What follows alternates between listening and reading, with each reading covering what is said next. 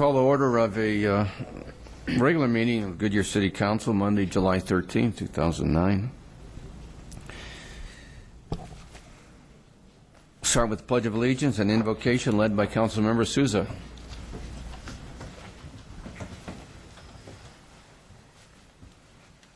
I pledge allegiance to the flag of the United States of America and to the republic for which it stands, one nation, under God, indivisible, with liberty and justice for all.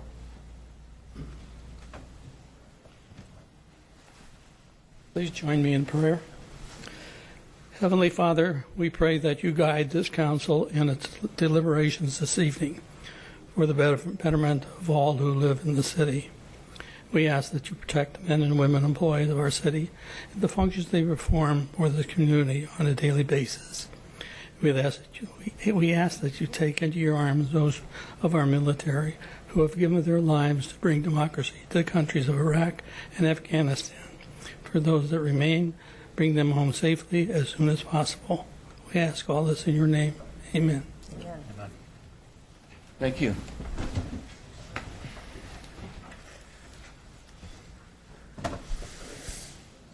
We have 6 of our members of council in attendance and at this particular meeting, and Councilmember Cavalier is communicating via telephone.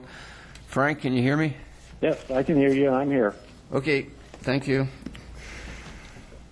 We'll now consider ratifying accounts payable for May 2009. Mr. Mayor, I'm going to recuse myself for reasons stated at previous meetings. HDR shows up on this one once again. Any comments or questions on the accounts payable? Okay, seeing none, could I have a motion to approve them? So moved. Second. Motion from Councilmember Souza and a second from Vice Mayor Lord. All those in favor of approving and ratifying the accounts payable, please signify by stating aye. Aye. Aye. Opposed? The ayes have it, 6-0. And Councilmember Antoniak is returning to the dais. We'll now move to communication. Okay. And we have a presentation of the Outstanding Citizenship Award for Valor. Angel Garcia. Is Angel here? Here, it's right there. There you go. All right. Is that your family? Yes. My wife Esther, my 2 boys. Okay, good. Esther and 2 boys, why don't you join us? Can you do that?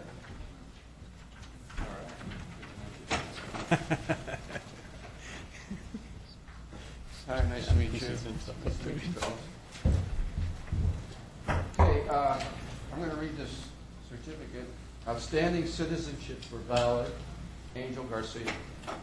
In the early morning hours of February 24th, 2009, Goodyear police were attempting to locate a burglary suspect who had been breaking into multiple vehicles that night.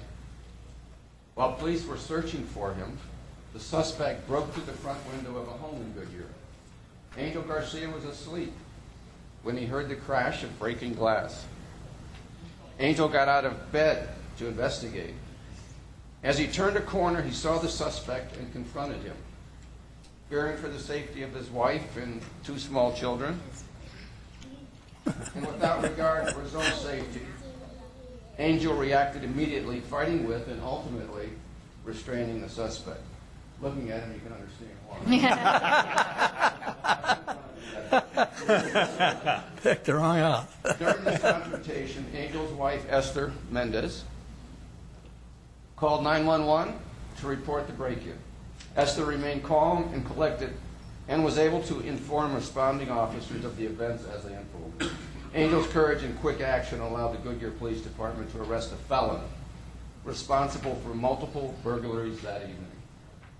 For this, we award Angel Garcia the Goodyear Mayor and Council's Outstanding Citizenship Award for Valor.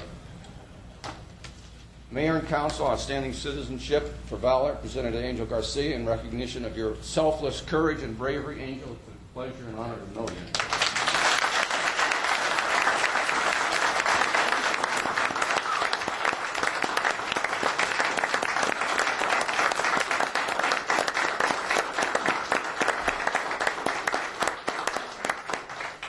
It's an honor to get an award like this. I'm just glad that something like that's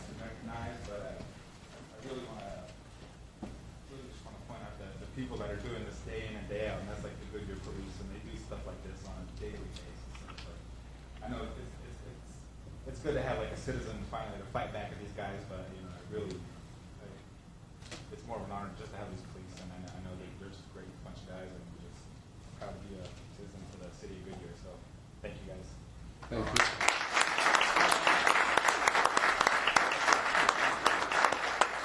Bye-bye, boys. Thanks for coming.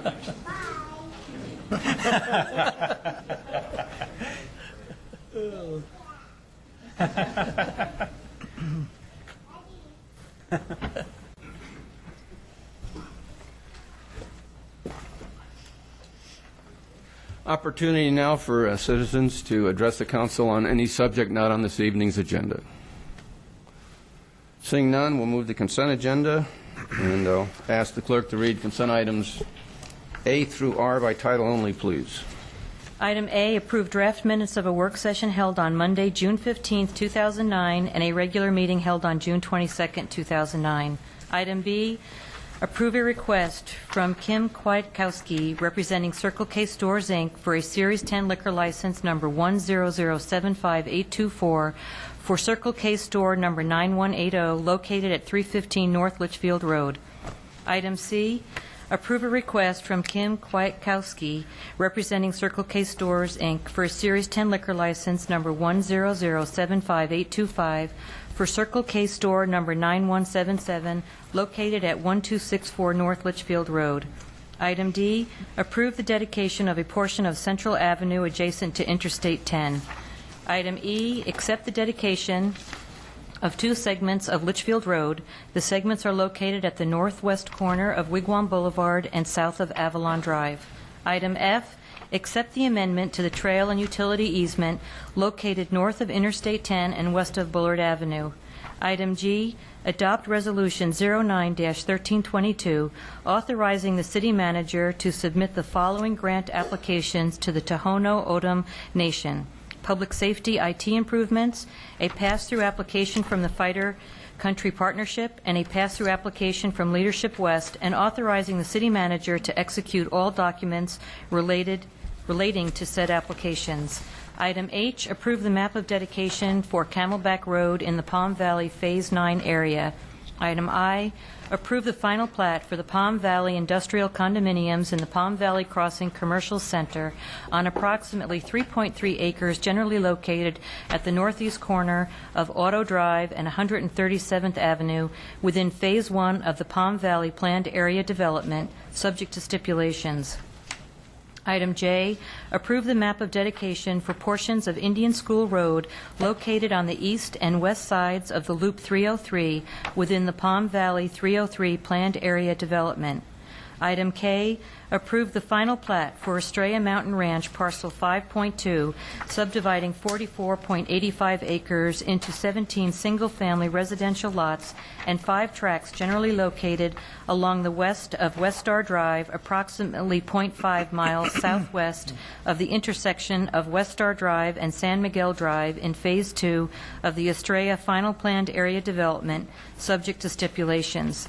Item L, approve a final plat for Estrella Parcel 5.4, subdividing 10.91 acres into 8 single-family residential lots and 5 tracts generally located along the south side of West Star Drive, approximately 0.25 mile southwest of the intersection of West Star Drive and San Miguel Drive, subject to stipulations. Item M, approve the final plat for Montecito at Estrella Parcel 7.11, subdividing 8.09 acres into 1 lot for the Presidio Residence Club, located approximately 0.5 miles northwest of the intersection of Willis Road and Estrella Parkway, subject to stipulations. Item N, approve the issuance of a utility easement to Arizona Public Service Company to provide power to the Cincinnati Reds Development Complex within the Goodyear Recreational Sports Complex Development Complex to allow the placement of electrical equipment necessary to provide electrical service to the development complex. Item O, 1. Adopt Resolution 09-1323, declaring as a public record that certain document entitled Article 10-1 Garbage and Trash Collection and Article 10-2 Preparation of Refuse for Collection filed with the city clerk and providing for an effective date. And 2, adopt Ordinance 09-1190, amending provisions of Chapter 10 of the Goodyear City Code to provide for the implementation of a scheduled bulk collection program, to provide for severability and appeal, and to provide for an effective date.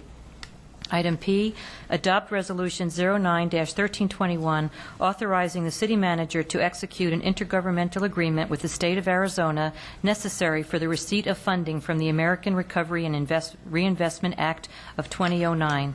Item Q, approve the issuance of an easement for pedestrian ingress and egress, including the right to install, maintain, and utilize a pedestrian bridge to the Valley of the Sun YMCA. This proposed easement is located across an existing drainage channel owned and maintained by the City of Goodyear between a property owned by the YMCA and a site owned by the Roman Catholic Church of the Diocese of Phoenix Diocese located in the City of Avondale. Item R, authorize the Public Works and Water Resources Department to negotiate and execute a bulk water delivery and pricing agreement between the city and the Litchfield Park Service Company. Okay, thank you. Would anyone in the public wish to remove an item from the consent agenda? Keep going down and out. Frank said so. That was Frank. Oh, okay. Would anyone on council wish to remove an item from the consent agenda? Mayor, Yes, sir. item N, I need just a question on that item with the attorney. Do I need to recuse myself on that item, or is that Is that in Mike in or the November? conflict? What'd you, In Cincinnati. N? N? No, 7N. okay. Mr. Cavalier, no, I don't believe you do. Okay, thank you. Okay, I'd like to, I have a question on G, and I'd like to remove O for discussion, but if I could. Any others? Did you say O? Yes. That's the bulk waste. G? G is on the agreement for with the Tohono Nation.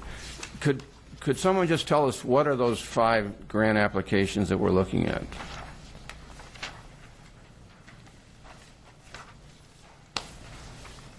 Is this your last meeting, Matt? Don't know yet. Mayor, members of council, there's actually 3. One is to be used directly by the city, and it's for public safety infrastructure improvements in both PD and fire. The other 2, the 12% tribal gaming money, nonprofits are not able to apply for that money directly. They need a municipal sponsor. Fighter Country Partnership and Leadership West have asked us to be that sponsor. Looking for details of the application, or Fighter Country Partnership, it's a whole host of things, everything from their operations and maintenance to direct service for active duty members at Luke Air Force. There's a big piece for IT upgrades at Luke Air Force Base. And Leadership West is to pay for part of their executive director position that they've just added this past year. There's nothing wrong with using this grant money for federal government? This is from the Tohono O'odham Nation. This is 12% gaming proceeds from their casino operations. This is part of their gaming compact with the state of Arizona to operate casinos. Has nothing to do with federal resources. In order to operate a casino, they had to have a gaming compact with the state, and they have to give a certain portion back to localities across the state. Okay, thank you. Any other comments on that? Okay, then, thank you.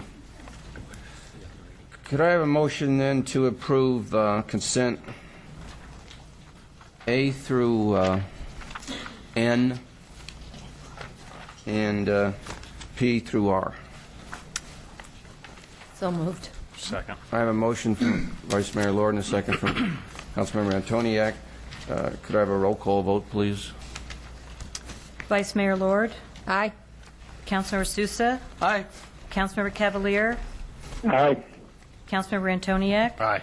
Councilmember Osborne, Aye. Councilmember Pizzillo, Aye. Mayor Kavanaugh, Aye. passes 7-0. Okay, on O, which is the Let me read it real quick for the public.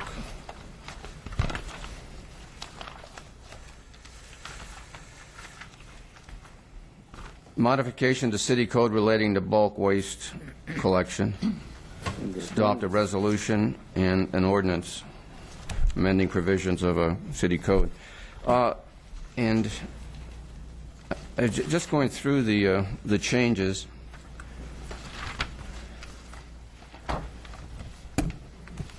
How are we going to handle hazardous waste? We used to provide a service about every half year or so. That's in here, but it's not provided. Mr. Mayor, members of council, Brian Barnes, Deputy Director of Public Works and Water Resources. Hazardous waste is addressed in the ordinance, but for budgetary reasons, we have not been able to offer that service. We do offer means for residents to dispose of those, not at a direct collection, but we consolidate information regarding where residents can dispose of other hazardous waste at other locations. So due to the budget crunch, we eliminated the hazardous waste collection. We've eliminated the direct collection that takes place that we fund. However, we do provide information on where residents can dispose of that hazardous waste in other means. And how much did we save there? Each one of those collections was costing us approximately $30,000 to $35,000 per event. We used to offer 2 events per year. The last couple of years, we'd offered 1 event. Yeah, that seems like a worthwhile $30,000 to me. The reason, though, I pulled it was we talk about abuse. We use the word abuse, I think. Collection abuse or something like that. Collection abuse, and we have a lengthy paragraph on it. You know, one of the finest services historically we provide in Goodyear is collection of waste materials, and we always rate it very highly in that. And one of the reasons was sort of a benevolence on the part of our drivers, I think, that even though it may have been over 4 feet or they always picked it up, or so it seemed. And good people are thankful for that. And I'm wondering, we've gone more to a bureaucratic approach here, in my view, rather than just a support the folks approach. Is this necessary that we do this? Did we have a lot of people that weren't following any of the rules or ignoring them? Why are we doing this, I guess? Mr. Mayor, members of council, we're doing this so that we have it on the books so that when we run into a situation that calls for a stricter approach, we have the ability to enforce an ordinance. It's true that the ordinance in the past called for us not to collect certain things. We have typically always gone above and beyond the call of what the ordinance says we should do in order to provide a platinum level of service to our residents. We still intend to provide that level of service and to be able to collect almost everything that the residents put out there. There are occasions that we run into situations where residents will try and abuse the system and try and have us take items or material that we shouldn't be taking. And this section of the ordinance gives us a means to tell the residents they need to dispose of that themselves. We added this section to the ordinance after the last presentation to council on this collection program, simply because the council requested that we put some language to this effect into the ordinance. I have a Yeah, question. I read that. That's something we had, and I didn't remember it, but I did read that you said that. I think, oh, go ahead. Question, Mayor? Yes, sir. Are you concerned without that drop-off of the hazardous waste that they may find other ways of getting rid of it as opposed to the legal way? Because it was so easy. Do you advertise it? They came down, dropped it off there at City Hall. Are you concerned that we're not doing it, that maybe some of that waste may end up in areas that we don't want it to end up? Mr. Mayor, members of council, we initially had some of those concerns. So far, we haven't run into any of those situations. The events were had participation of approximately 150 to 250 residents per event, so it was not a very high percentage of residents that were using that event. We did have concerns. That's part of the reason why we constantly monitor where residents can dispose of this material, and we're very happy to share that information with them. We get telephone calls and emails every week, and we provide that information. Thank you. What are some, Brian, what are some of the locations that you direct these individual questions regarding disposal? We have locations for residents to take styrofoam peanuts as an example. We have a couple of different locations for those. There's a location for residents to dispose of tires, batteries, motor oil, and we provide that information, on a case-by-case basis.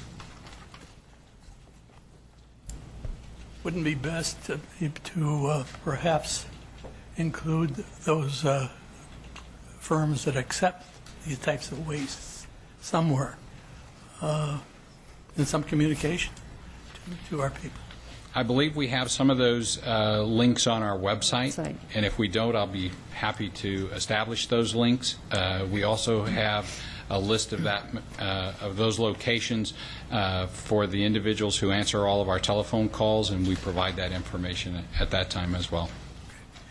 In the count that you gave of the 150 people that you say participated in this program, that strictly was Goodyear and not other areas. People came from other areas to contribute. Mr. Mayor, members of council, the 150 to 250 that I refer to are strictly Goodyear residents. Typically at those events we would partner with Avondale, Luke Air Force Base, Litchfield Park, etc., some of our other neighbors.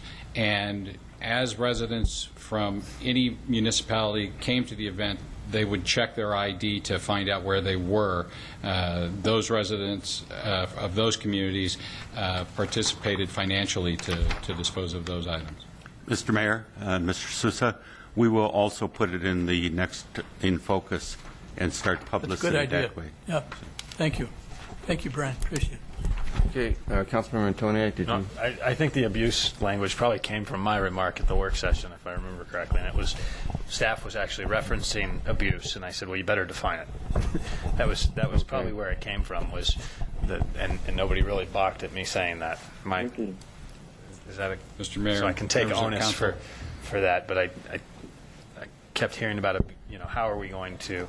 Somebody throws out a car every week. How are we going to define that? And he said, well, if we had abuse, we would stop it. And so I said, well, define abuse then. So anyway, that was the history behind that, probably. But the same positive attitude is going to continue. We go above and beyond to help people. Absolutely. I would. I guess I missed the fact that we were eliminating the hazardous waste. Oh, yeah, we missed the last one. We haven't had it now. But I don't remember discussing it, is my point. Oh, I thought maybe you didn't have anything to put in it. I got plenty to put in it. I've had this pain in my backyard for a year waiting for us to do this. So if that, to me, is something that needs to come back soon. That, there's a health, there's a safety aspect to that, and what a benefit to our people. So, anyway, I'm going to vote for this. Okay, could I have a, need a roll call. Could I have a motion to approve item O? So moved. Second. I have a motion from Councilmember Cavalier and a second from Councilmember Sousa. Roll call, please. Councilmember Sousa? Aye. Councilmember Cavalier? Aye. Councilmember Antoniak? Aye. Councilmember Osborne? Aye. Councilmember Pasillo? Aye. Vice Mayor Lord? Aye.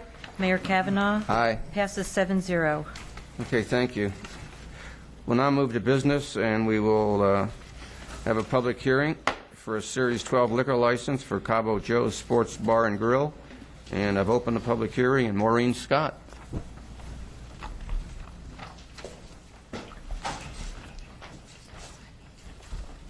Good evening, Mayor Kavanaugh and council members. In 2005, Mayor and Council directed staff to put liquor licenses on the consent agenda with the understanding that if we received an application that was questionable, we would list it on the business agenda. Since staff is recommending denying this liquor license application, it has been listed on the business agenda. Mr. Damian Hartz, representing Sharp Bite LLC, is requesting a new Series 12 liquor license for Cabo Joe's Sports Bar and Grill located at 15651 West Roosevelt Avenue, Suite 101. It's generally located at the southwest corner of Estrella Parkway and Roosevelt Avenue. The applicant has paid the $780 fee, and the sign was posted at the site for the mandated 20 days, and no protests were received. During the routing process, the City of Goodyear Police Department found discrepancies on the liquor license application. Therefore, due to a further investigation and information that has been provided, staff is recommending denying the request for this liquor license. Detective Gardner with the City of Goodyear Police Department is here to provide additional information as it relates to this investigation. Excuse me. The applicant, Mr. Hartz, is also available to answer any questions.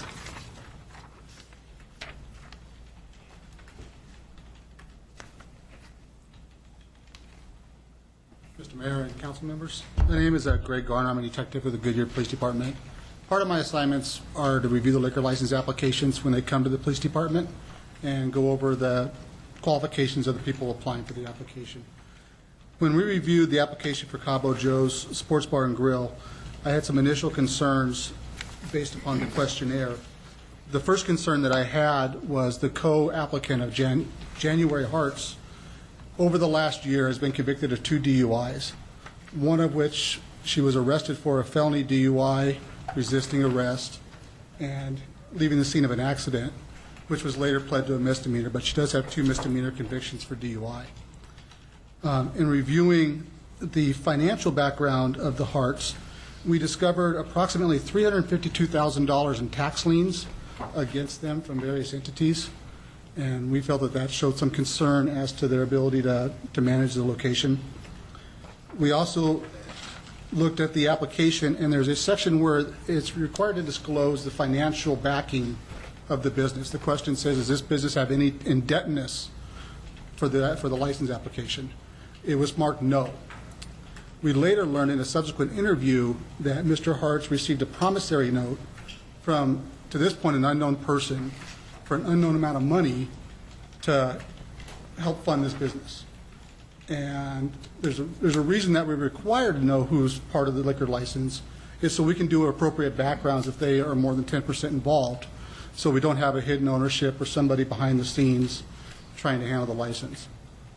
So based on these things, we felt that contest of the license is appropriate. Okay, well, thank you very much. There may be questions for you. Comments from the applicant?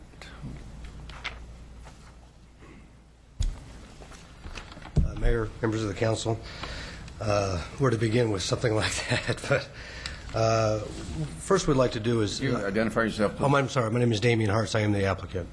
I am now the sole applicant as we have amended with the Arizona Corporation Commission as well as the State Liquor Department. We've withdrawn my wife as an applicant. We would actually like to request the possibility of a continuance on this matter. We weren't aware that there was any problems with the application or anything of the sort until the 30th.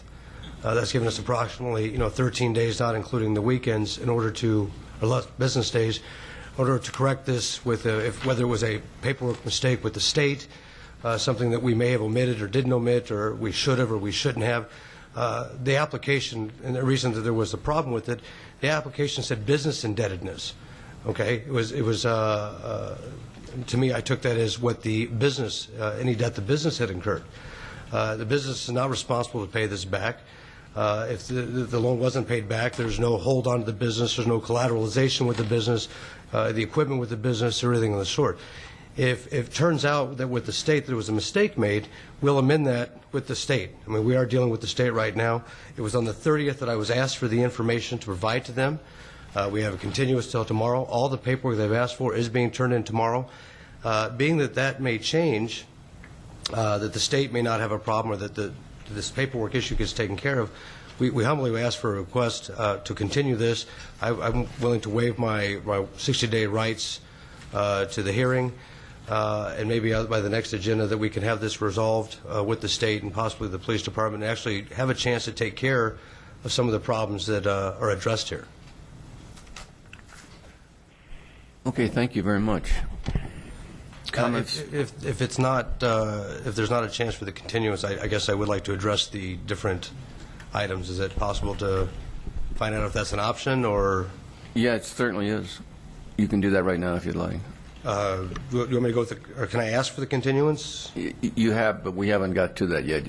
Okay, should I adjust the other points then? If I had the podium, I'd use it right now. So. All right.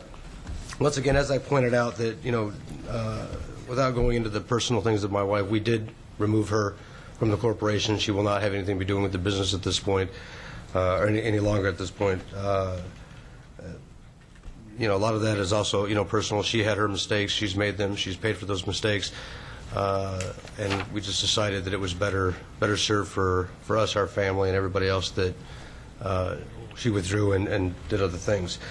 The tax lien that was brought up, to explain that a little bit in detail, what happened was a few years ago, I had a partner in our business. We swapped my portion of the business for his portion of the property, or my portion of the property for his portion of the business. And what ended up happening with himself and the CPA friend of his, I ended up getting stuck with 3 years of prior taxes all at one time. We're still in the process of having, we have 2 different companies that are right now that are going through this, and we are re-going through those tax returns. It's not an overnight process for us. It's been a long process. It is something we are dealing with. It wasn't just a matter of, and we just didn't, pay our taxes.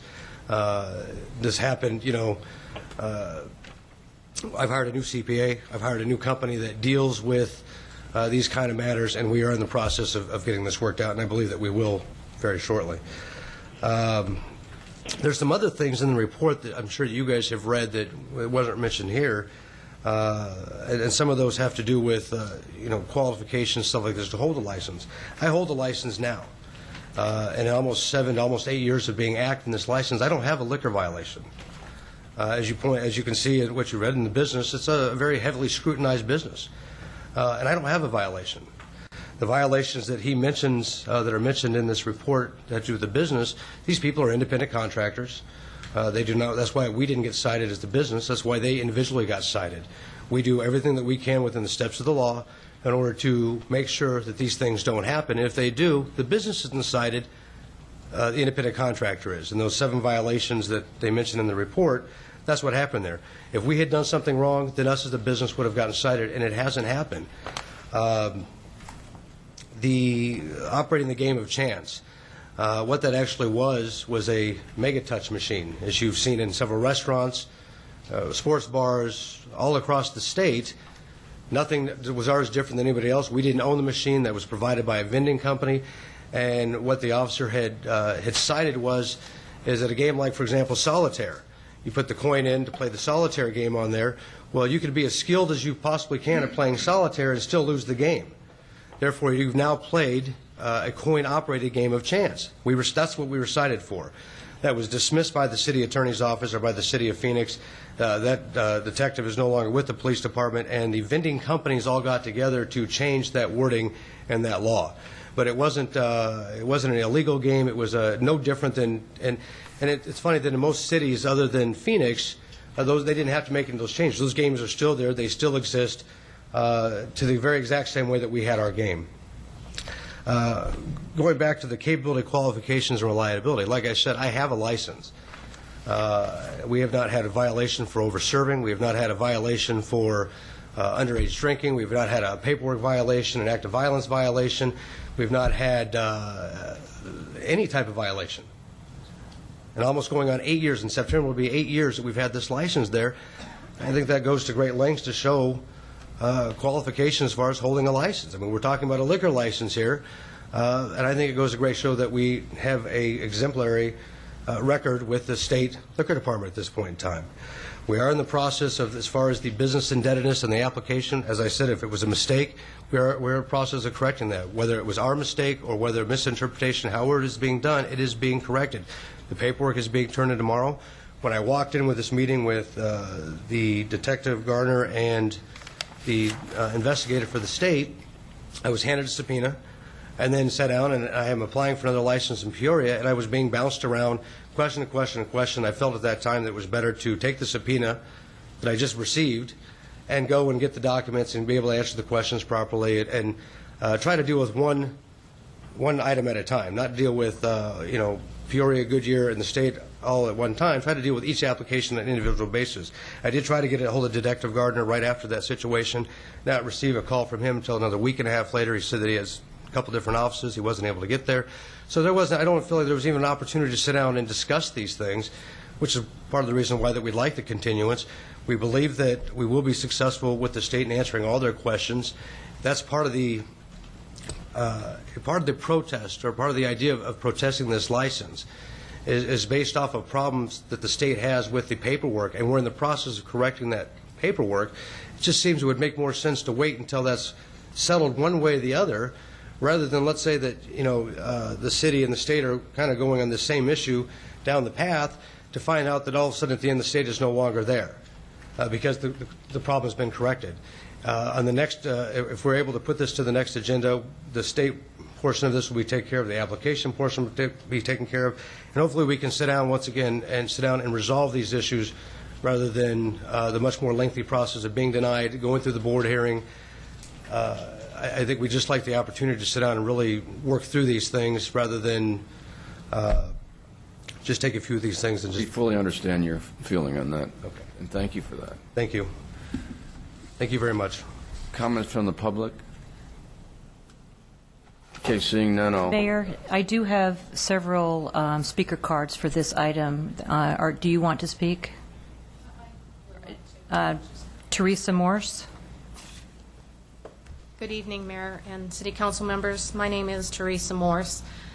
Just a little background on myself. I used to work at the Arizona Department of Liquor for 13 years. I retired from law enforcement after 23 years of service. So retired in 2007. I have my own company now doing alcohol training, education, and consulting. So I met with Mr. Damian Hartz, and as he stated, I won't belabor the whole issue. The Corporation Commission documents have been amended. January Hartz has been removed. She's not going to be involved in this restaurant. The state apparently had initially indicated that there could not be an amendment on the application, but that was not true as I filed the amendment last Friday with the licensing division. So she was totally removed. I do have copies of that document showing that Mr. Damian Hartz is 100% owner of that. I will tell you that, Mayor, you were talking about things as far as item O on the agenda tonight about, in some regards, about a reasonable person. Now that I have retired from law enforcement, I see quite often that people genuinely make mistakes on paperwork, and it's not that they are trying to hide behind something or pull the wool over somebody's eyes. I am happy to have worked in law enforcement for 23 years, but I am refreshed in working alongside with people on a different vein, and along with cities like your own and other individuals who want to become business owners, and educating them to do the right thing so that they understand the laws and do them, operate their businesses legally the way that they should be and comply, and also to reduce calls for service from the police department.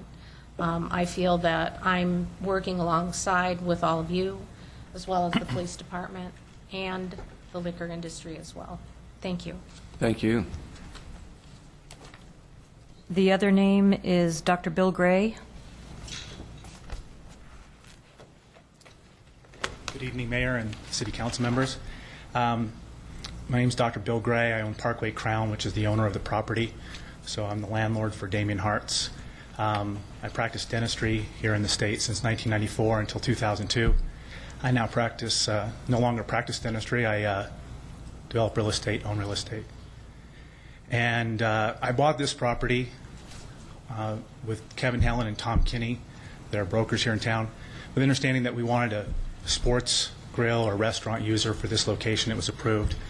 I'd known Damian Hartz for about 6 years. We had an attorney together, and when the opportunity came up to develop this, I spoke to Mr. Hartz, and he said he would like to do this.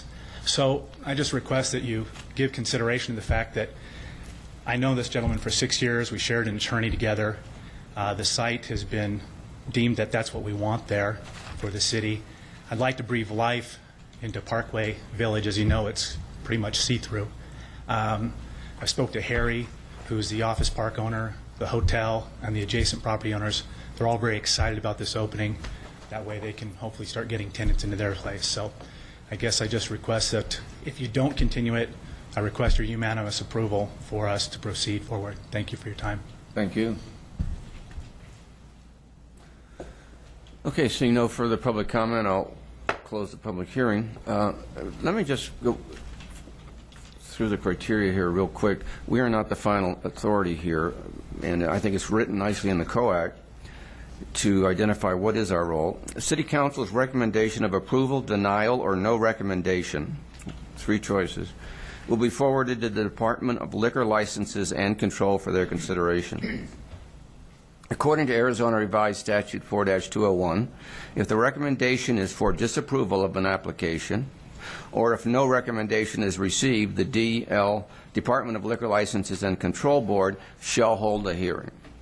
If council follows staff's recommendation, staff will monitor the application as it goes through the state's process, and staff's recommendation, to repeat, is to deny. There's a 4th choice here now we've just heard, is to continue. So we can go for a motion now, or we can discuss this. How do you feel about it? I have a question. Go. Question, and I don't know which one of the 3 of our staff to field this to, but manager, attorney, clerk, if we continue this, does this get continued at the state level as well? I don't think they have to continue this at the state, correct?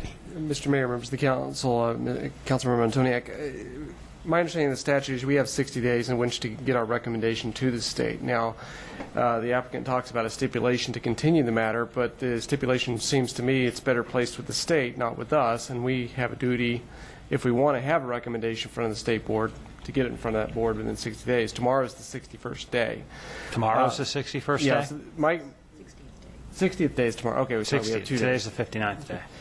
So my concern is with the continuation of this matter is you may waive your right to have that recommendation in front of the board. The mayor stated very well what your role is in this matter. You are a recommending body. You're not issuing the license. That is with the state liquor board. My guess is, regardless, given the history in this case, regardless of what our recommendation is, my guess is there's going to be a hearing in this matter. So with that, I would probably recommend you go ahead and take a vote this evening. And each one of us have the right to recommend approval, recommend denial, or no opinion, correct? Or no recommendation. Or no recommendation. Okay. And then what? What's the word? What restrictions are placed on a Series 12? Remind me again, as well as what restrictions are in place for a change in the concept of the business once we've got a liquor license there. Mr. Mayor, you're getting a little bit outside my field on liquor license. If I could, you may know. I'll jump in. I don't have all the facts either, but it's based on percentages with food and the sale of alcohol, and the state, I believe, monitors that. So if he didn't stay within... So this is one of the licenses that's 51% food, or 49%, or 40% food, 60% beer, wine, liquor. Excuse, I didn't understand. That's what your question. Yeah, as far as the sales of the food versus sales of liquor, that's 60-40. Yeah. What about restrictions on the activities that are going on in the business? Typically, the type of license issued is based upon your sales of alcohol. Okay. Okay, any further comment, or could we have a motion? How do you feel? I have a question. Oh, do you want to have the motion first? Go with your question. Maybe we all This is for Detective Garner. Can you please verify what he stated about his other businesses and lack of issues, I guess you could say, with his other places? Did you look into that? What he stated was correct. They had 7 violations for dancers Right. that were done by the city of Phoenix. It was not anything taken to the state liquor board for a violation. Okay. So what he stated was correct on that. Okay, thank you. Thank you. Councilmember Antoniak? I got a question for you, Mr. Hartz. Who's going to be operating the business day to day? I will be. You're going to be present? Yes. Every opening hour? Well, no, we have a manager that we've kind of identified. I mean, we're not at this point of hiring a staff. We're kind of waiting to see how this takes place, but we've identified a restaurant manager that has been lives in the area, and she's somebody that we were hoping to, if we were open up, she's the one that we were going to hire as our general manager. Has she administered a liquor license before? She has worked not as an I mean, she's managed a place that had liquor. It was, I believe, a sushi restaurant style thing. They did have a restaurant, and they had a little bar setting just like this. She's back in, I think, Minnesota, Wisconsin, Chicago, from where she was from. She also was in the bar restaurant industry. She's very familiar with the foods and the different kinds of menus and these kind of things to help make places like this successful. And that's why we've identified she will be the one that will be primarily there. She'll be the one running it'll be her staff that she chooses. We'll be there obviously at the beginning to help try to get the business up and going. But she will be the one that now, and they have a process that she'll have to fill out an application with the state and this kind of stuff for a manager's license and this kind of stuff. And she will absolutely be able to do all that and handle all that. Okay, thank you. Mr. Hart, what kind of assurances do we have if we recommend that this be approved, that the activities that went on in the Great Alaska Bush Company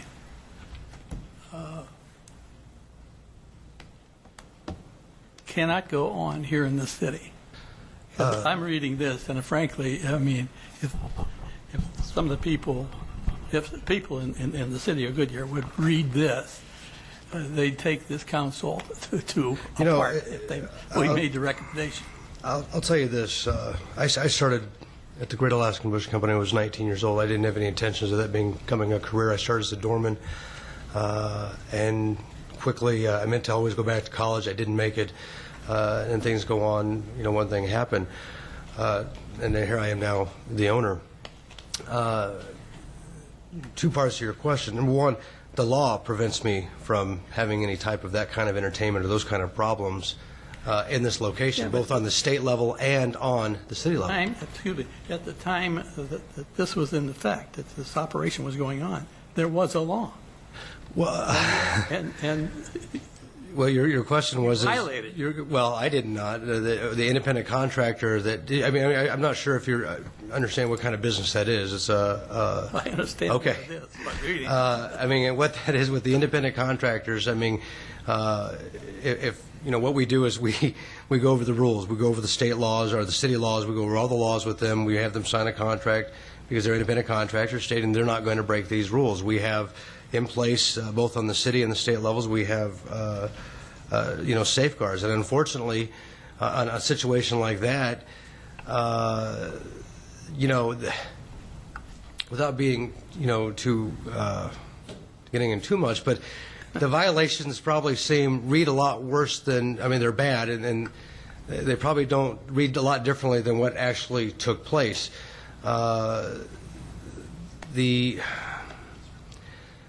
Some of the stuff could have been as simple as because of the way these women are dressed, it could have been an inadvertent contact. And that absolutely does happen. Talking maybe like... You can't really prove one way or another, no, so I think we need to... The point is, well, no, I mean, here's the point. The point is you're not... This is a place, this is a restaurant. We're not allowed to have women dressed that way that would... No, you made your point very well. You really did. You got it. We appreciate it. I want to have a motion on the table here, but first, Frank, did you want to say something? Councilman Sue's asked the question I wanted to ask, so Okay. I'm okay with that. I'm just All right, concerned good. that this might deteriorate into that kind of a situation. Well, it once isn't again. going to. So let's, could I have a motion for one of the four choices here? Here, Mr. Hartz, you're not going to like my motion, but I'll tell you, just knowing what I know, and granted we're on the 59th day, if I asked you to move in next door to me, we'd have a lot more to discuss, and you're moving in next door. And so with that, I will recommend that we support the staff's recommendation to deny Mr. Hartz. Second. Okay, so the motion is to deny the application. Yes, sir. At the city level by Councilmember Antoniak, seconded by Vice Mayor Lord. Further discussion? Seeing none, all those in favor of the motion signify by stating aye. Aye. Aye. Opposed? The ayes have it, 7-0. Should I have asked if there's no recommendation? Yes, but I don't think you had any. It Okay. sounded like it was unanimous. Okay. All right, well, thank you. And Ultimately, this state's decision at the hearing, correct? That's correct. It comes back. now we'll move to consideration of an ordinance to adopt a property tax levels for levies for 0910. John Fishbach? No, it is not John Fishbach. I don't think so. Yeah. Ms. Canada. Yes, good evening, Mayor and Council. Terry Canada, Budget Manager, Finance Department. I have to tell you, it's my pleasure to be here tonight to discuss the property tax adoption, which represents the final step in the fiscal year 10 budget process. As you can see, it's been a long process this year. We started approximately 10 months ago, provided a number of updates to Council, a number of work sessions, public work sessions, public hearings. The formal adoption starts with the tentative we did on 6/4, followed by the final budget adoption, which was 6/22. We also had a hearing at that point. Today, again, will mark the final formal step in the budget adoption. It is the property tax levy adoption. Just wanted to point out here, for a number of consecutive years, the rate has remained the same at $1.60, which includes the primary and secondary portions of the tax. Just to give you an idea, the primary property tax represents about $5.3 million in general government operations. The secondary property tax is used mainly for debt service, and it's at $9.5 million this year. Just to give you an indication of the median home price in Goodyear has decreased over the last 6 or 7 months. Representing this, the city property tax at the $1.60 will be about $260 for a median priced home. And be it all very brief tonight on the budget, I will entertain any questions you have on the property tax levy. Okay, thank you very much. Do we have any comments from the public? Again, we're talking property tax levies. Seeing none, I'll ask the clerk to read ordinance by title only, please. Adopt Ordinance 09-1189, levying upon the assessed valuation of the property within the City of Goodyear, subject to primary and secondary taxation, a certain sum upon each $100 of valuation sufficient to raise the amounts estimated to be required in the annual budget for the purpose of paying for various expenses, to raise the amount estimated to be received from other sources of revenues, providing funds for various bond redemptions, for the purpose of paying principal and interest upon bonded indebtedness, all for the fiscal year ending the 30th day of June 2010. Could I have a motion? So moved. Second. Motion from Councilmember Susan, a second from Councilmember Antoniak. It's open for discussion. Quick question for you, Terry.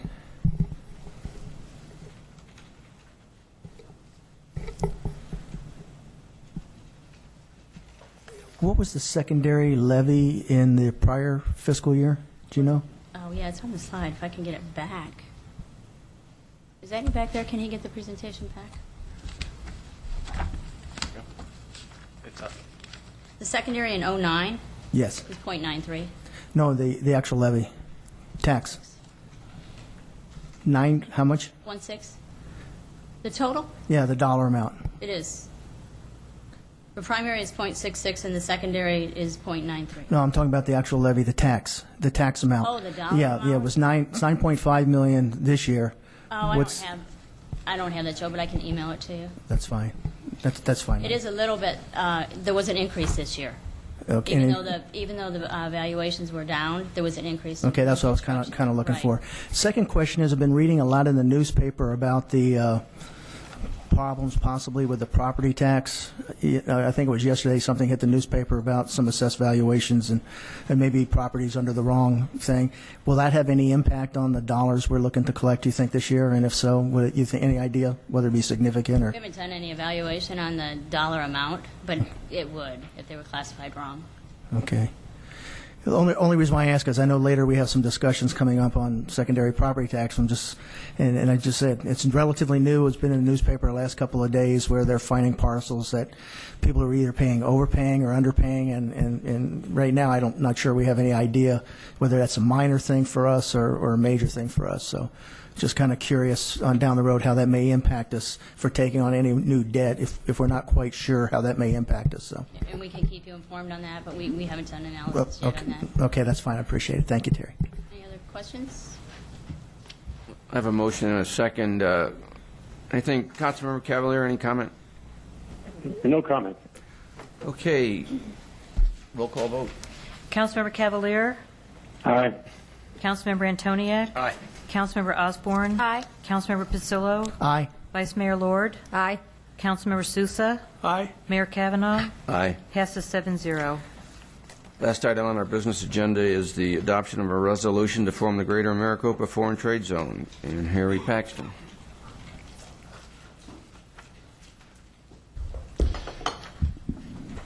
Could I have the presentation, please, Eddie? Good evening, Mayor and members of the Council. It's my pleasure tonight to bring forward our recommendation for foreign trade zones in the city of Goodyear.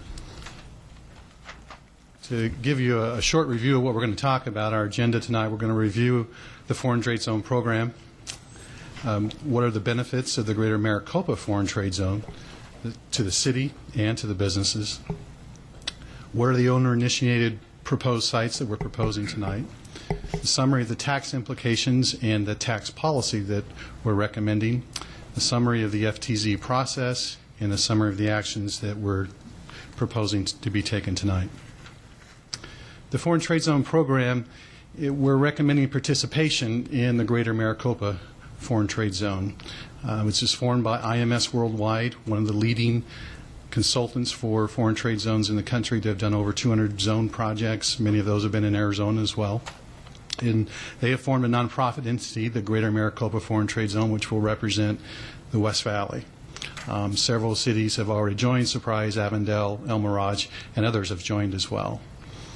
The FTZ means an official designation of land or property where the U.S., within the U.S., where foreign and domestic merchandise is considered outside of the U.S. boundaries to reduce duty fees.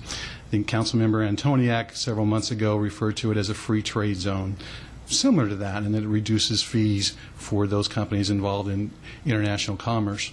So it's for companies that are definitely companies that are American companies, U.S. companies, as well as can be for foreign companies as well.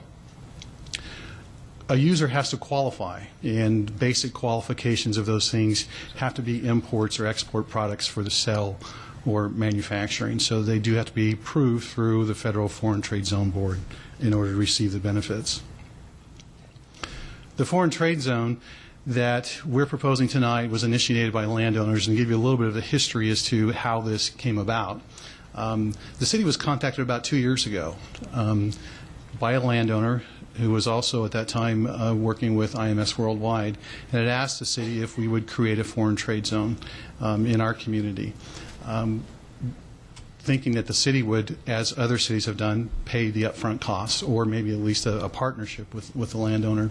At that time, the city decided not to entertain a foreign trade zone given the initial cost. When the city of Mesa created theirs back in 1997, eventually through the process of them creating that, they expended over $300,000 to develop their foreign trade zone. It's an expensive process. The city chose not to do that. Mesa and Phoenix have done it. Of course, they have several hundred acres, or in some cases over thousands of acres of property that are city-owned. Later, another landowner approached us, and this was in last fall, different owner, completely independent of the initial owner, and asked about a foreign trade zone as well. And at that point, we considered, well, if you're interested in the foreign trade zone, the cost to do that, the city doesn't want to bear that cost. Are you interested in paying for that cost, the application cost, to get that through the Foreign Trade Zone Board? And so at that point, we told them that they would need to talk to a consultant, and then we would consider property for a foreign trade zone. IMS was actively pursuing a foreign trade zone. They're one of the many consultants that are out there, and so they have been pursuing a foreign trade zone in the valley, in the West Valley, for some time, and then that property owner eventually hired IMS to represent them. So, what is the role of the Greater Maricopa Foreign Trade Zone? It's a private nonprofit corporation authorized by Arizona to establish and operate a general purpose FTZ. So they provide support to the cities, and they are providing support to us at no cost to the city at this point, and the landowners are making that investment. And I have to mention the landowners are making a significant investment in this application going forward. It saves the city money. We don't have to pay that. The upfront cost and the ongoing cost is paid by the landowners. The Greater Maricopa FTZ will administer, market, and promote the zone's development and provide support to the users and operators, and the city will have a seat on the advisory board, which will help with that marketing and decisions and representation that will be made regarding the Greater Maricopa Foreign Trade Zone Board. The benefits of an established FTC to Goodyear: and a greater opportunity to attract companies engaged in international commerce. One of the challenges that we currently have in Goodyear and many West Valley communities is we don't have an established foreign trade zone. If a company is requiring a foreign trade zone for their site location, and the site selector is working with them and they're going through their checklist, in many cases we may not be on that checklist. We're probably not. Part of the reason for that is because of the time frame it takes to create a foreign trade zone. We have been discussing this and evaluating it at the city since last fall, and basically about 8 months of time, and now we're bringing it before you tonight. So that lead time, once we make a decision, if we do make a decision to go forward with a foreign trade zone, we've reduced that down significantly. It puts us in a much better position, helps us to be more competitive with other cities that have existing foreign trade zones. The benefits of established FTC to Goodyear and to the developers and to businesses. If we look at the developer, 4 landowners have expressed interest in the FTZ over the last several months that the city's been considering it. 2 of those have agreed to pay the cost and make significant investment going forward in their application for the FTZ. Having an FTZ makes their sites more marketable, definitely for those international commerce companies, as I talked about earlier. The businesses, it reduces their approval time for qualifying users to obtain the FTC benefits. In terms of our lead time as a city, we've gone through that process and evaluated it. If we had someone come to us today and we hadn't been evaluating that, there would be a significant amount of lead time to evaluate that and to bring it before this council and to have that approved just before an application is even made. So bringing forward an FTZ, approving an FTZ, allows us to cut down that lead time. And of course, it lowers the duty rates for their products, also increases their efficiency, which can reduce their cost. And in Arizona, there's also the added benefit of having the property tax, real and personal property tax, lowered to 5% from a 20% assessment ratio, and that's for activated sites. That doesn't mean the whole zone. That means the companies that activate within that zone. So the zone could include companies that are not activated. Those would not get the property tax benefits. Participating Goodyear sites. I want to mention also that we have a couple representatives here tonight. We have Steve Betts from Suncor Development who's here. And also Fred Stiles wanted me to let you know that he wanted to be here, but he could not be here. He's suffering with a bad back. Megan Creasy is here tonight representing EJM. Also in the audience is Curtis Spencer with IMS Worldwide, the president of IMS Worldwide, to answer any detailed questions you might have about the foreign trade zone process. Goodyear Gateway site is just east of here, along Van Buren, stretching down to Yuma Road, 230 acres, and the Palm Valley site is 235 acres. that includes a 440,000 square foot building, a spec building that was constructed. The Goodyear Gateway site is all greenfields. It's agricultural use right now. So there's the Goodyear Gateway site, 230 acres stretching from Van Buren down to Yuma Road, the aerial there highlighted in red, and the Palm Valley sites, which are bisected by the Loop 303 north of Indian School Road, 135 acres there to the west, and 100 acres there to the east. Talk about some of the tax and economic implications that are associated with a foreign trade zone. The assessed valuation is for activated FTZ sites, meaning that they've met the Federal Trade Zone Board requirements. So they have to meet those requirements, and it reduces their real and personal property taxes in many cases to 5% from 20%. Additional tax revenues, when you compare it to agricultural use sites, like say, for example, the Greenfield site of EJM Development right now is an agricultural site, so it has an agricultural exemption. So for every 10 acres, what is collected in terms of taxes is $300 in total. Catalysts for other development not requiring FTZ tax benefits would also result if we're able to bring a company to an area that also creates more interest or brings infrastructure to an area that creates other development. A good example of that might be the Cancer Treatment Centers of America. Even in a very difficult time, we have a hotel going up across the street. And so that development brought and is directly related to that cancer treatment center going forward. So new development brings additional tax revenues. And many FTZ companies will bring higher paying jobs. You can look across some of the examples. The most notable ones will be in the Valley and actually in Chandler, where you have Intel and Microchip, very high-paying jobs. Those are at foreign trade zone sites. So the recommended tax policies, it's the same as it is that you'll find in Mesa and Phoenix that we're recommending tonight. It's a non-restrictive policy, meaning that if a company can qualify through the Federal Trade Zone Board requirements, if they meet those requirements, then they can qualify for the benefits. So I want to take you through three scenarios as to what we think might happen in terms of the tax policies and the tax policy that you're considering tonight. First scenario, you build a building for a qualifying business that activates on an FTZ on an agricultural site. A good example of that is the EJM site just east of here, stretching from Van Buren down to Yuma Road. So let's look at what that would mean. If there was a building constructed there, a $20 million investment in land and building, on 10 acres of site, if we look at year one and year two, what we're collecting or what is being collected now in terms of total tax for 10 acres is about $300, is $300. If a company locates there and activates a site, the area represented here in the red would be the amount that the FTZ company, a company that activates, would pay. The yellow portion would be the benefit to a company that is activated, that's an FTZ company. And here it's important to note that companies such as foreign trade zone companies that need the benefits will locate to communities that have those benefits. And that yellow portion you can tell is significant, and that's why they locate in those areas that have federal trade zones in their communities. So that's the benefit that the company would receive. The benefit that the community receives is that we were able to locate a company here. In many cases, it will be a high-valued company that breeds additional property tax to the community.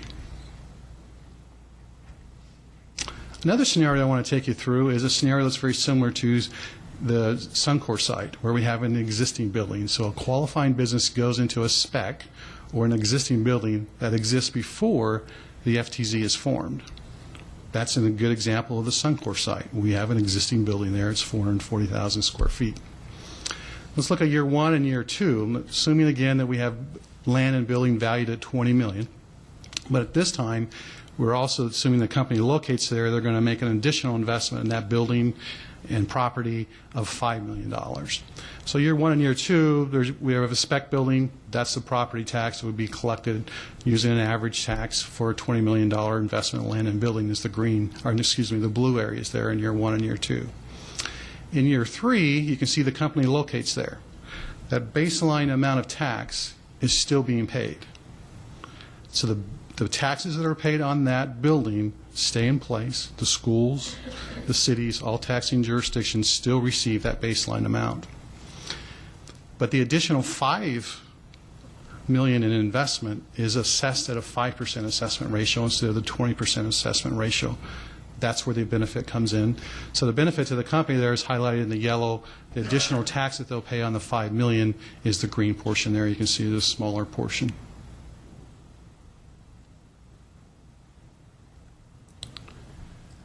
A third and final scenario that we want to bring before you is a spec building built after the FTZ is formed. Let's say, for example, go back to the EJM site, and if we agree to form a foreign trade zone tonight, and sometime after that, a building is constructed there that is a spec building where we don't have an activated user going in at the very beginning. So once again, say year 1 and year 2 after we've formed, there's not a building constructed in that site, but then in year 3, a building is constructed. Does not have an activated FTZ user, does not have a company engaged in international commerce. So in year 3 and year 4, you collect that amount of property tax, all the taxing jurisdictions would. And then in year 5, an activated company locates there, a company that is a foreign trade zone approved company. Then the assessment ratio will go down to 5% under that scenario. We think this scenario is least likely, but it could happen. So we wanted to bring that before you. Today's time, where very few spec buildings are being built, don't see that as a real likelihood at this point, especially given that vacancy rates are continuing to climb. But this is a scenario that could be a scenario in a foreign trade zone. So the summary of the process that we've gone through, we've negotiated the sites with requesting owners. We've looked at those sites and determined that they are viable sites for a foreign trade zone in our city, given where our employment corridors are and where they will be. We've obtained support from each of the school districts involved. We've determined the recommendation for the FTZ tax policy, which is the same tax policy that other existing FTZs have at this time. We've noticed adjoining property owners recently with those within 300 feet of the sites. And then tonight we're bringing before you a resolution recommending support. And then the final application is being filed now with representing West Valley cities that are participating in this. And approval of the application we expect maybe June or shortly thereafter or shortly there before of 2010. So actions we're recommending you take tonight: adopt the resolution supporting the formation of the Greater Maricopa Foreign Trade Zone, approving the Foreign Trade Zone application to include the Goodyear Gateway South and Palm Valley 303 sites, adopting the Foreign Trade Zone tax policy, and authorizing the city's membership in the Greater Maricopa Foreign Trade Zone Advisory Board. I'm sure you will probably have some questions, and be happy to answer those. Okay, let me ask if anyone else would like to speak. Would anyone from Suncor or EJM wish to speak? Okay, thank you. Any comments, opportunity for the public to speak? Okay, could I have the clerk read resolution by title only, please? Adopt Resolution 09-1324, supporting the formation of Greater Maricopa Foreign Trade Zone, authorizing city's membership on the advisory board for the Greater Maricopa Foreign Trade Zone, adopting a foreign trade zone tax policy, supporting and approving application to include 2 sites within Goodyear within the foreign trade zone, authorizing staff to take action and execute documents. Okay, thank you. Can I have a motion to approve the resolution? Mr. Mayor, I move that we adopt the resolution as read by the clerk. Second. Motion from Councilmember Antoniak, a second from Councilmember Souza. It's open for discussion. Councilmember Mayor? Right, you'll be next, Frank. Henry, what developers agreed to pay the front-end cost at the present time? EJM Development and Suncor Development. Are these the 2 major ones, or are there others? Those are the 2 that have initiated, the foreign trade zone in the city, and those are the 2 we're proposing tonight. So, yeah, we would require that if as well as the consultant would, if they want to participate in the foreign trade zone, they have to pay that application fee. Other than these two, how many other developers are involved, who would be involved in it? There are two ownerships right now, just EJM and Suncor. We've had requests from two others that have considered it, and they have decided not to go forward at this time. And we've had discussions with others that have heard about it one way or another. But at this point, those are the two that have initiated and are willing to go forward and make the investment. At some point in time in the future, can they join? Yes, and that's probably a very good question for Curtis Spencer to answer, but it's not a closed process, but given this initial process, it will include these two sites. Other sites can be considered in the future. Curtis, did you want to address that question maybe? Sure. Mayor and council members, I'm Curtis Spencer.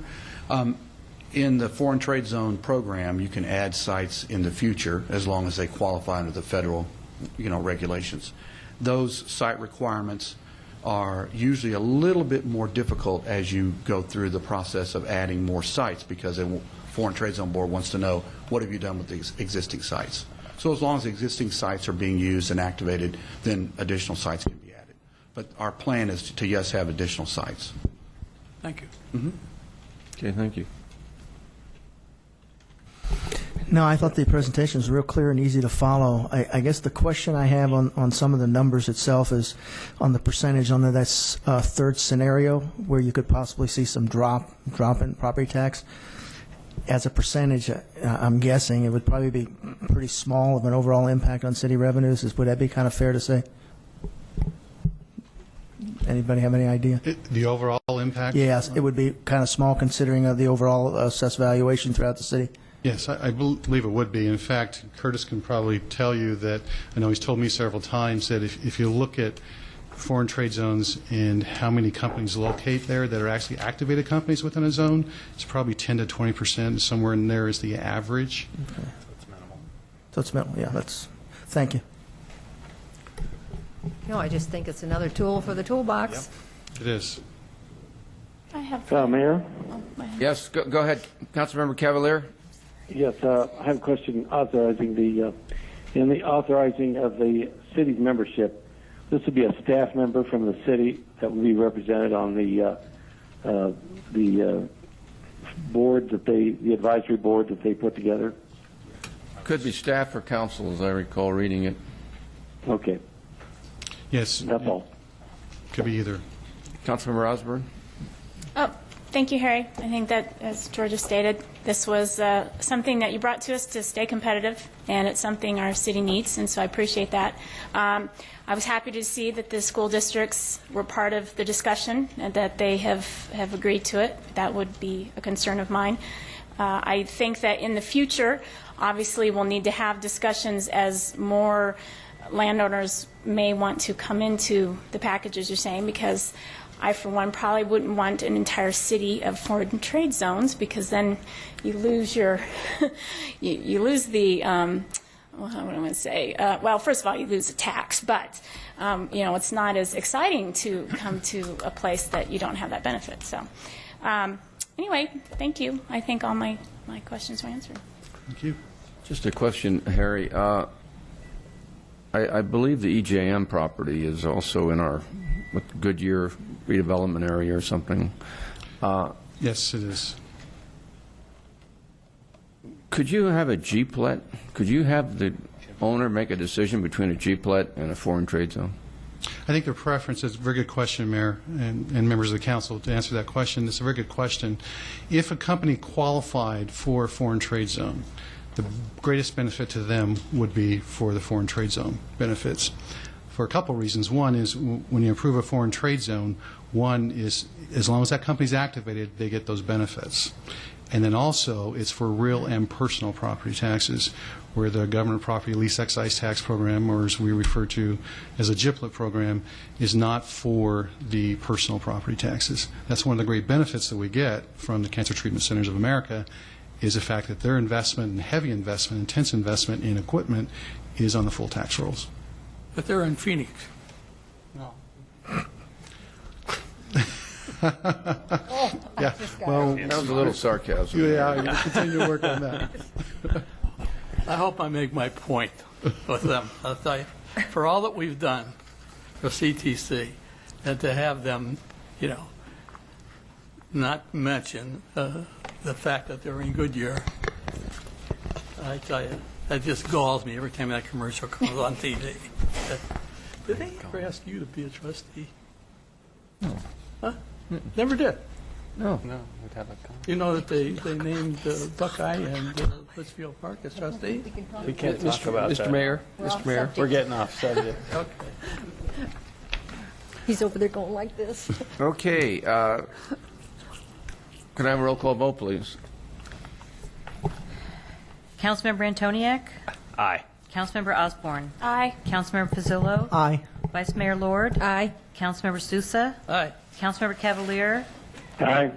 Mayor Kavanaugh? Aye. Passes 7-0. Okay, thank you. Are there any current events that the council member would like to discuss? Yeah.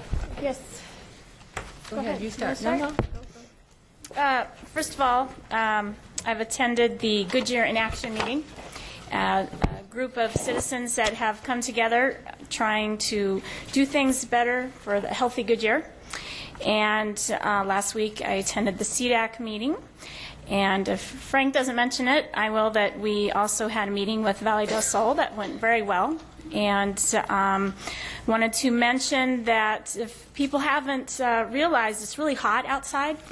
And there have been heat advisories. And I state this because our homeless people are having difficulty. And if you would like, we would appreciate some water being donated to the city, because there are hot spots around the valley that the water can go to.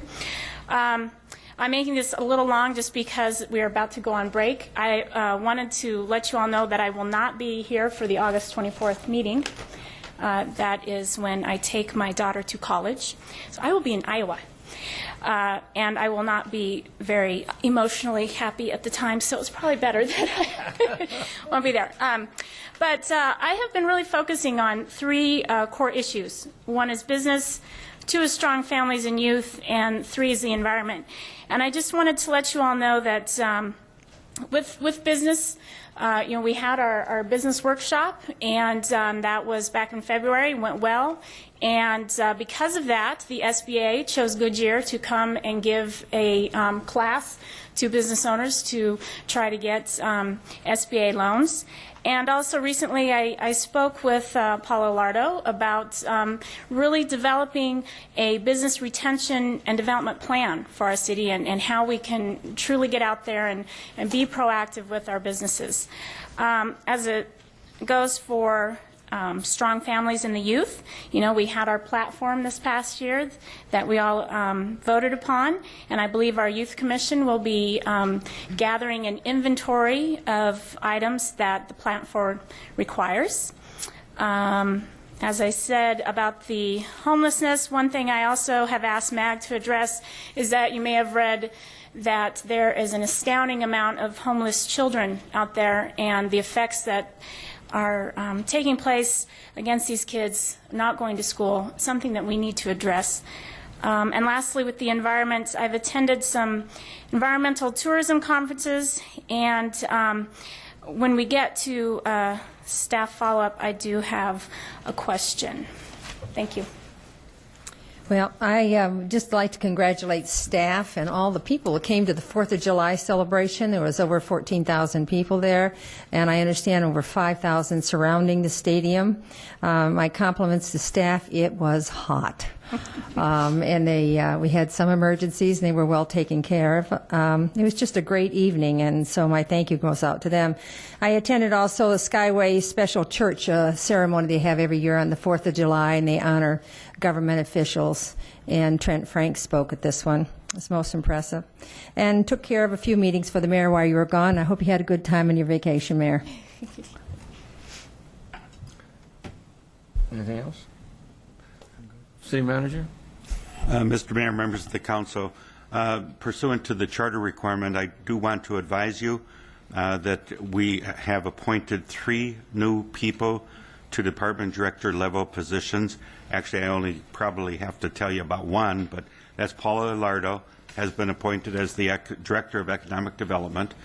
I also want to advise you, however, we did appoint an interim Public Works and Water Resources Director, and that's Charles McDowell, to take Sean Bradford's place.